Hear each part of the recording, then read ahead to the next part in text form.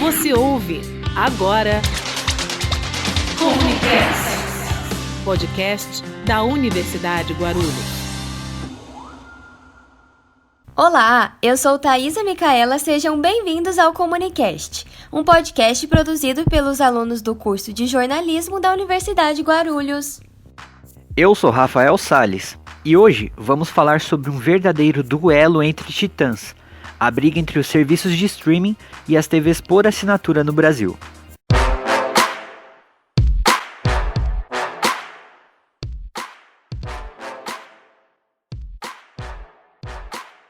Pois é, Rafael. Um levantamento feito pela consultoria de pesquisa americana Bernstein constatou que a Netflix alcançou a marca de 17 milhões de assinantes no Brasil, um número que supera os 15,2 milhões de assinaturas por TV a cabo, registrados na Agência Nacional de Telecomunicações.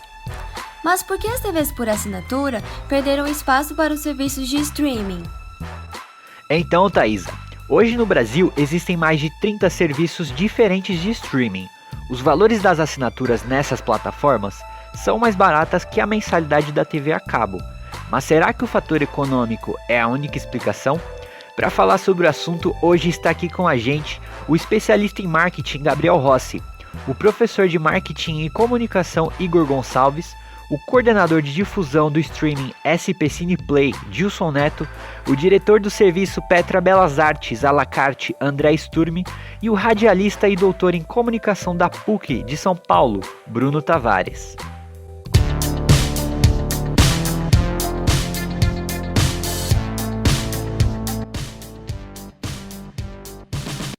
A gente começa esse episódio de estreia do Comunicast situando o nosso ouvinte sobre os dois serviços. Igor, qual a diferença entre a TV a cabo e o streaming?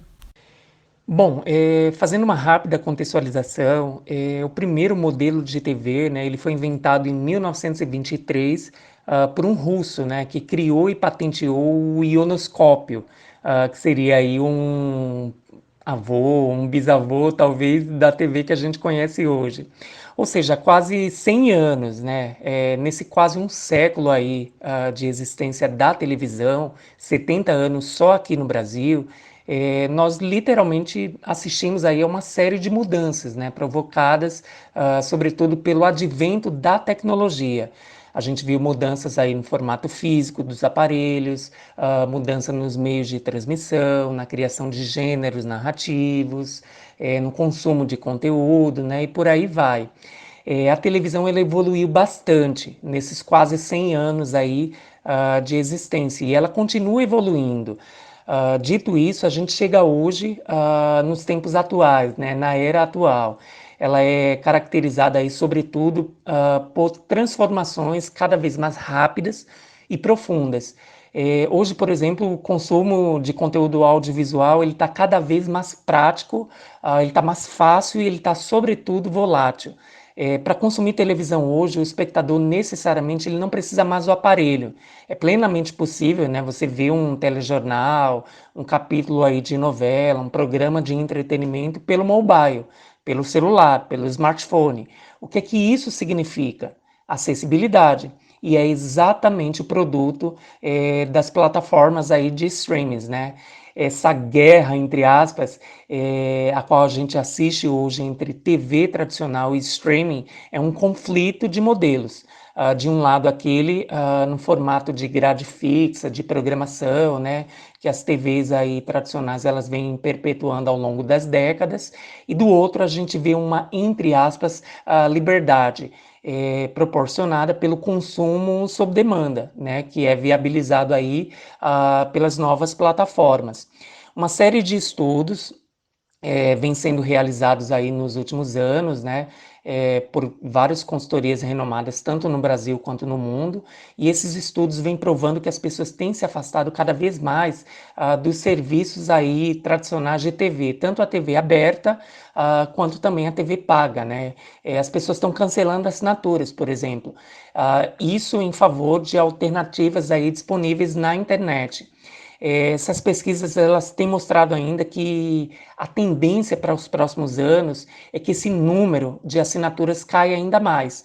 E é perceptível, né, que as empresas aí tradicionais de mídia, elas estão perdendo um dos principais fluxos aí de receitas. Bruno Tavares é radialista e doutor em criação de formatos de programa de TV pela PUC. Bruno, na sua opinião, por que o público vem perdendo interesse pela TV por assinatura? Eu acredito que a TV por assinatura vem perdendo assinantes nos últimos anos, muito mais devido a uma crise econômica do que a concorrência com os serviços de streaming. É claro que os serviços de streaming são uma nova opção de entretenimento, né, de lazer para o público, com um custo muito mais acessível. Mas se a gente pegar o histórico da TV por assinatura do Brasil, todas as vezes que nós tivermos crise econômicas, nós tivemos uma perda do número de assinantes, né? Isso acontece. Porém, se a gente fizer analisar uma realidade mundial, outros países do mundo, como Espanha e principalmente a África, o continente africano, eles estão tendo um aumento, uma projeção de aumento pela Pricewaterhouse do número de assinantes de TV por assinatura.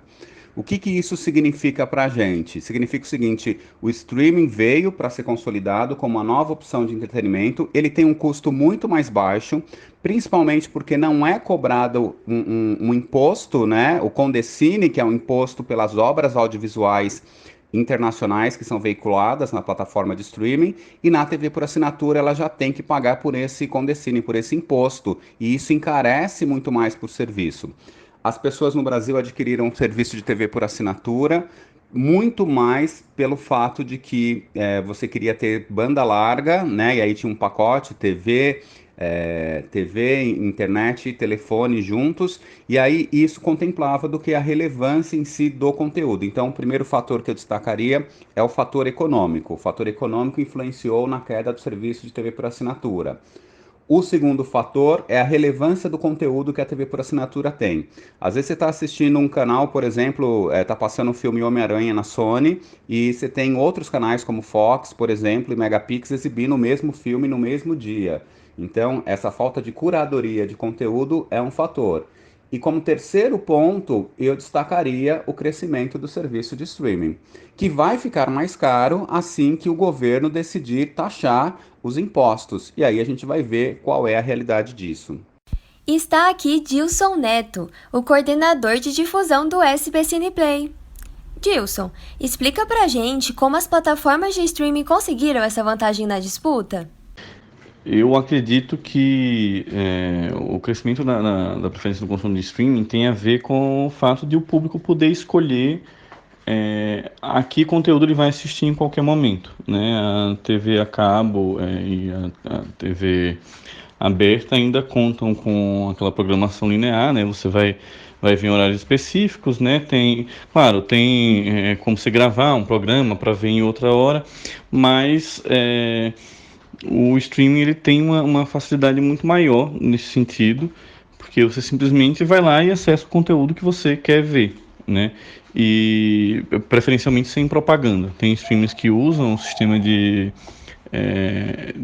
propaganda, né, para remuneração, o AVOD, mas as principais plataformas de streaming não usam propaganda. Então, acredito que por isso o público acaba tendo uma tendência maior a dar preferência ao streaming, né?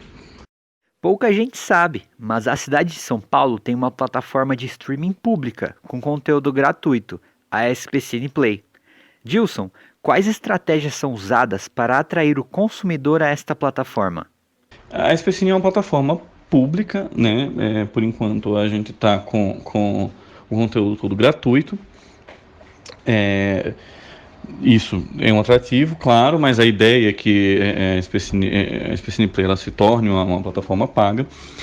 E a gente atrai muito mais pelo conteúdo, né? No fim das contas, o que mais vale para o consumidor é o conteúdo. A liberdade de escolha, claro, mas ele só vai assinar uma plataforma que ele tem interesse em ver o conteúdo daquela plataforma. Então, no caso da SB Cineplay, a gente trabalha muito mais com filmes independentes, filmes que são exibidos em festivais e que não estão em outras plataformas, né? A maioria dos títulos da SB Cineplay não está em nenhum outro lugar. Então, a gente atrai o público com isso, né, a gente pega títulos clássicos que você dificilmente consegue encontrar, mas que tem uma demanda. Então, quando a gente coloca esses conteúdos lá, as pessoas descobrem que eles estão disponíveis e elas vão atrás para ver, né? A SPCine, como desenvolvedora de políticas públicas, ela acaba servindo, nesse caso, como uma porta de entrada para esses conteúdos que estão sem muita visibilidade, porque isso desperta em outras plataformas o interesse. A gente já teve casos de filmes que foram lançados na SPCine Play e que acabaram despertando interesse de outras plataformas ou de distribuidoras e foram vendidos e eventualmente acabaram saindo da SPCine Play. Então a gente tem também uma rotatividade grande de títulos, né? Que é outra coisa que eu acho que atrai o público. A gente está sempre renovando. Todo mês a gente tem conteúdos novos, com uma frequência bastante grande, assim.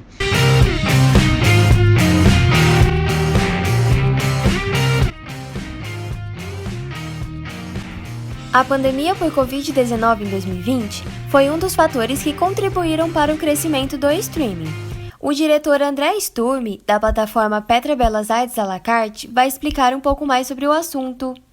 O crescimento do streaming em 2020 foi algo absolutamente esperado, considerando que foi esse ano tão difícil, com as pessoas trancadas em casa por causa do isolamento. É natural que o streaming fosse uma das opções de lazer que mais crescesse por atender a necessidade das pessoas de diversão, de entretenimento. Importante lembrar que o streaming nada mais é do que a antiga videolocadora dentro da sua casa. Ou seja, você não tem aquela parte chata de ter que sair segunda-feira de manhã para devolver as fitas na locadora, basta você apertar o stop e o assunto está resolvido. Mas é o mesmo tipo de diversão. Antes você, na locadora, escolhia os filmes e agora você tem dentro do seu aplicativo, da plataforma que você escolhe, essa grande quantidade de filmes. Além do crescimento da Netflix, que é a empresa mais conhecida do mercado, a gente também tem mais algumas plataformas globais que já operam no Brasil e que estão com muitos assinantes.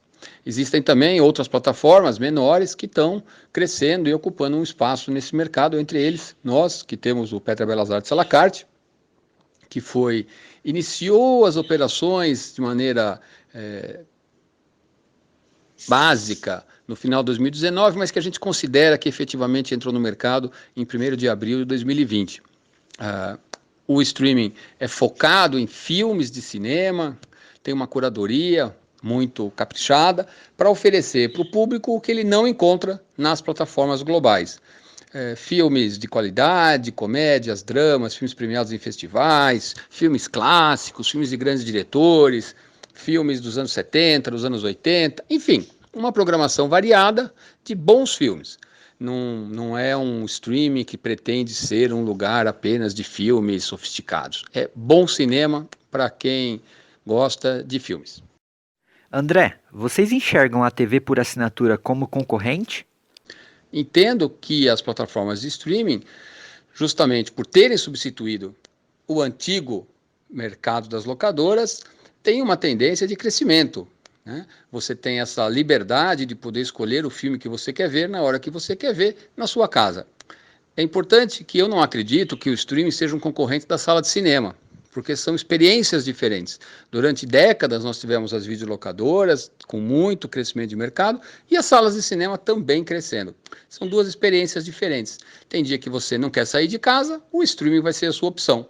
E tem um dia que você quer sair de casa, a sala de cinema vai ser a sua opção. Então acho que são dois mercados que se autoalimentam. Quem talvez saia perdendo é o mercado de TV a cabo, né? O TV paga, porque nos canais de TV paga, de filmes especialmente, o filme é exibido num determinado momento, numa determinada hora. E algumas pessoas podem preferir ter a liberdade que o streaming oferece de assistir na hora que você quiser.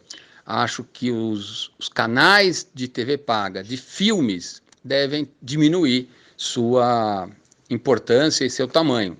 Não acho que a TV paga está condenada de forma nenhuma, porque outros canais com outro tipo de programação e de conteúdo, eu imagino que tem a sua demanda de público e devem permanecer. Especificamente sobre o Petra Belas Artes, qual é o diferencial que pode prender a atenção do consumidor? O Petra Belas Artes à la carte é um streaming que tem algumas características que o diferenciam. Primeiro, a seleção dos filmes. É uma curadoria, são filmes todos que passaram nos cinemas, filmes que têm boas histórias, atores, diretores, enfim. É uma seleção de filmes para quem gosta de cinema. Então, se a pessoa já está cansado de ver filme de super-herói, filme de carro dando cambalhota, esse tipo de cinema, aqui no à la carte vai encontrar outro tipo. Tem filmes recentes, dos anos 80, dos anos 90 também, tem filmes da época de ouro de Hollywood, até filmes preto e branco, mudos, a gente oferece. Outra característica é o trabalho para que o cliente, o espectador, possa escolher seu filme. Então, para cada filme que está no nosso catálogo, foi gravado um vídeo por uma pessoa da equipe que fala a respeito desse filme. Em vez de simplesmente ter um trailer, é um vídeo em que é contado curiosidades sobre o filme, quem é o diretor, ou a história, enfim. Cada vídeo feito de uma maneira diferente para que você escolha o que você quer assistir.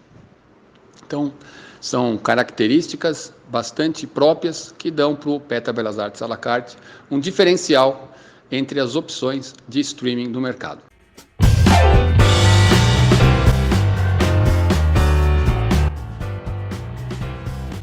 Nos dias de hoje, ao contratar um plano de TV por assinatura, um pacote básico sai em média R$ 80. Já um plano mais completo, R$ 150. Mas um serviço de streaming pode ser contratado por volta de R$ 35. Bruno, explica pra gente o porquê da diferença de preço entre os dois serviços. A diferença de valor da TV por assinatura para o serviço de streaming está exatamente nos impostos que as plataformas de streaming não pagam ao governo federal do Brasil. Isso é importante a gente destacar. A TV por assinatura tem uma cadeia de impostos, inclusive é ela quem financia boa parte do cinema nacional, da produção dos filmes, com os impostos das obras. Todo canal de TV por assinatura, quando ele exibe um filme, um desenho animado, uma série, um reality show internacional, ele tem que pagar um imposto que financia o fundo setorial do audiovisual. Já o serviço de streaming, ele não paga esse imposto. Então, esse é o primeiro fator que a gente tem que ter claro em mente, né? Quando o serviço de streaming começar a ter a obrigatoriedade de pagar esses impostos, provavelmente o serviço vai custar muito próximo dos pacotes de TV por assinatura. Um fator que eu gostaria de destacar aqui é que a gente começa a ver o movimento em algumas plataformas, né, de assinantes que já estão há mais tempo na plataforma, de começar a falar assim, opa, espera aí, né, a plataforma como Netflix, por exemplo, não tem nada tão interessante assim para eu manter a assinatura. Esse é o primeiro fator. O segundo fator é que na TV por assinatura, nós temos vários canais ali, várias programadoras que você tem acesso a partir de uma assinatura. E no modelo de streaming isso não acontece. Você tem que assinar Netflix, o Globoplay, Amazon Prime, Disney Plus e por aí vai.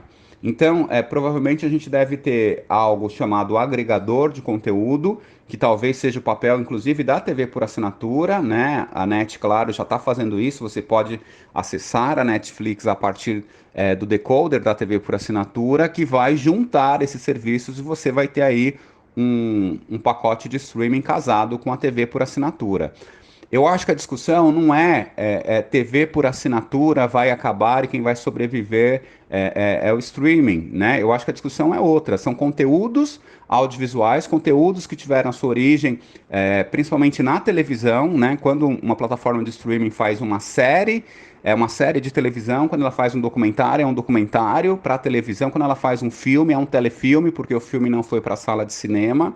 E acho que a discussão mais importante é essa discussão. São novas tecnologias que vão permitir ao público ter acesso ao conteúdo, né? Então, assim, é claro que isso faz uma mudança na cadeia produtiva como um todo do audiovisual. Mas, porém, essa discussão de TV por assinatura versus streaming, eu acho que é uma bobagem. O fator realmente mais importante é assim, olha, você está tendo novas formas, novas opções de ter acesso a conteúdos televisivos, conteúdos audiovisuais.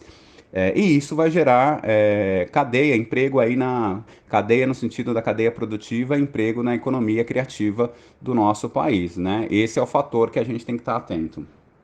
Foi interessante você mencionar essa questão dos impostos, Bruno. Mas agora eu gostaria de perguntar ao André o que você pensa de uma possível interferência do governo neste mercado. Acha que pode beneficiar ou prejudicar os serviços de streaming? Eu acho muito importante que o governo e o Congresso, juntos, preparem e aprovem uma regulamentação para o setor do streaming. Algumas das empresas são globais, empresas imensas, com capital gigante, que produzem conteúdo para ser explorado simultaneamente em todo o mundo. E existem streamings brasileiros, existem produtores brasileiros que, claro, ficarão em condição muito fraca para negociar. Portanto, como em qualquer mercado, em qualquer setor econômico do país, tem que haver uma regulamentação que garanta a possibilidade da concorrência, que garanta espaço para a produção nacional, que garanta a possibilidade da concorrência. Aqui posso falar do setor de aviação. Uma companhia aérea não pode simplesmente começar a fazer um voo do Brasil para um país do mundo cobrando mais barato, mesmo que seja do interesse dos consumidores. Tem que ser aprovado, tem regras. Um banco internacional não pode abrir agências na cidade de São Paulo simplesmente porque eles vão oferecer taxas mais interessantes. Tem uma série de regras para que um banco possa abrir no Brasil. E assim como banco e avião, todos os setores têm regras. E hoje o setor de streaming está completamente sem regras. Isso não é bom inclusive para o consumidor, porque se você tem um mercado que fica concentrado na mão de poucas empresas, é o consumidor no final que vai acabar sendo prejudicado pela falta de opção e pelo preço que sempre aumenta. Então, acho importante para mim hoje, no setor do audiovisual, a grande questão é uma regulamentação para o setor. Quando eu falo regulamentação, não é criar regras burocráticas, mas é criar algumas regras, um conjunto de regras que permita a competição e garantia da produção nacional.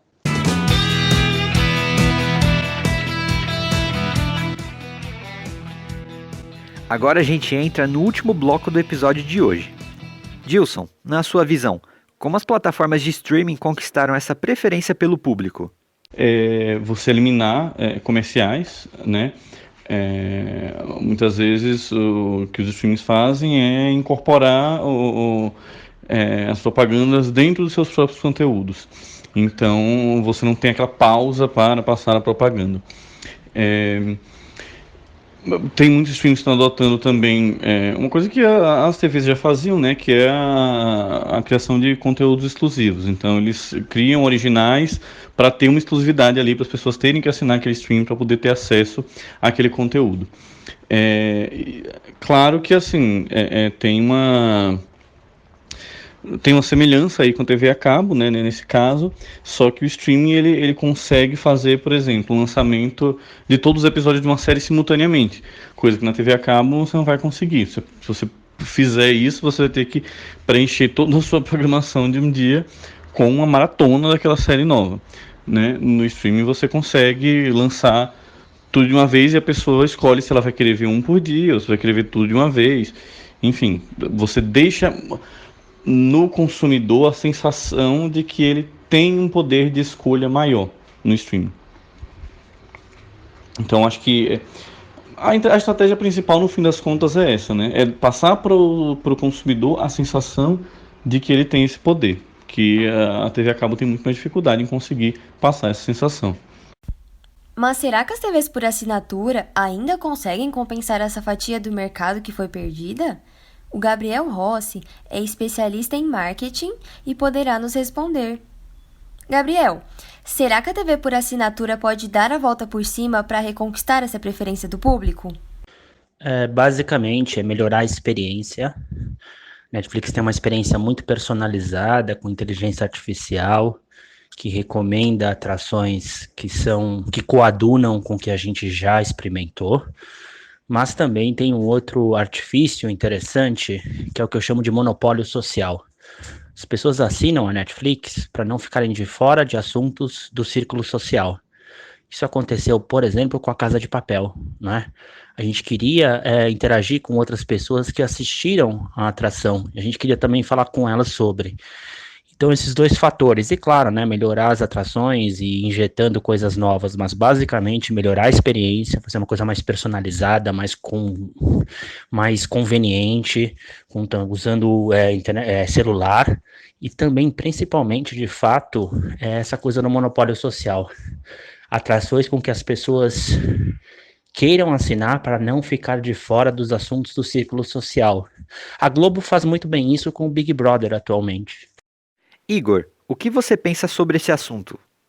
Bom, quais estratégias as TVs por assinaturas podem adotar para tentar reverter esse cenário e, quem sabe, fazer frente aí a esses serviços, né?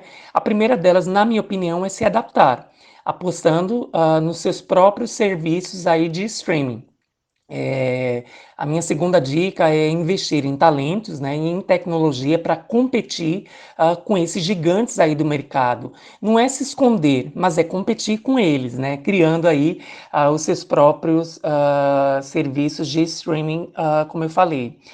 Em terceiro lugar, bom, abolir o modelo de grade fixa de programação, investindo aí no formato de consumo sob demanda.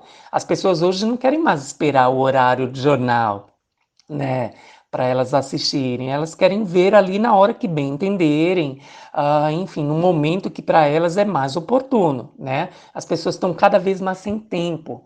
E aí elas adaptam o consumo do conteúdo audiovisual às suas próprias agendas, às suas rotinas, né? Em quarto, diversificar as fontes aí de receita, não dependendo tão somente, por exemplo, da venda do espaço publicitário, ou seja, não apostar apenas na venda, entre aspas, de audiência para anunciantes, né? As TVs por assinatura têm que diversificar isso aí também. Em quinto lugar, eu pontuo que elas devem também investir em experiências não interruptivas de consumo de conteúdo, diminuindo, por exemplo, a quantidade de anúncios, né, em intervalos comerciais aí, enfim, nos seus canais. E aí eu também pontuo, em sexto lugar, que elas devem apostar cada vez mais na diversidade e principalmente na qualidade do conteúdo, do ponto de vista de gênero, né, e sobretudo de narrativas. Elas têm que inovar do ponto de vista de conteúdo também. As pessoas amam e elas sempre vão amar histórias poderosas, né, e isso é um grande diferencial competitivo, enfim, para fazer frente aos grandes players, né, aos gigantes aí desse setor. Bruno, na sua visão, o que falta para a TV por assinatura ganhar força na concorrência contra o streaming? A TV por assinatura precisa inovar. A tecnologia que existe por trás, levado por cabo ou por satélite, ela permite uma junção de vários outros serviços, né? Então, assim, ela precisa agregar esses serviços aí. Outro fator é uma curadoria, né? Nós temos vários canais na TV por assinatura que não faz o menor sentido no pacote de conteúdo de várias pessoas. Por exemplo, eu tenho um canal chamado Fish TV no meu pacote de TV por assinatura, mas eu não assisto esse canal, né? Eu não tenho interesse por pesca. Então, a TV por assinatura precisa criar um novo modelo de negociação com as programadoras, para organizar melhor o catálogo de canais oferecidos. Da mesma forma que esses serviços, né, de canais de TV por assinatura, essas programadoras, elas precisam também permitir que as operadoras tenham acesso a parte do seu conteúdo no serviço on demand, para que o cliente que não assistiu possa fazer. Existem vários recursos na TV por assinatura, como a opção de você gravar e ver em outro horário, né, de você também poder assistir alguns episódios ali, você escolher vários idiomas. E eu acredito que um outro ponto são mais canais que tenham interatividade, canais com programação ao vivo, que tenham interatividade. Então nós temos os canais de notícias, que acabaram crescendo, né, principalmente nesse último ano devido à pandemia, mas também canais, por exemplo, como game shows interativos, canais de reality shows, canais de variedades, em que tenha programação ao vivo que o público que está assistindo possa interagir com os apresentadores. Eu acho que esse vai ser um diferencial ali. Mas como serviço como um todo, precisa uma melhor curadoria dos conteúdos dos canais a serem ofertados, eu destacaria como ponto principal.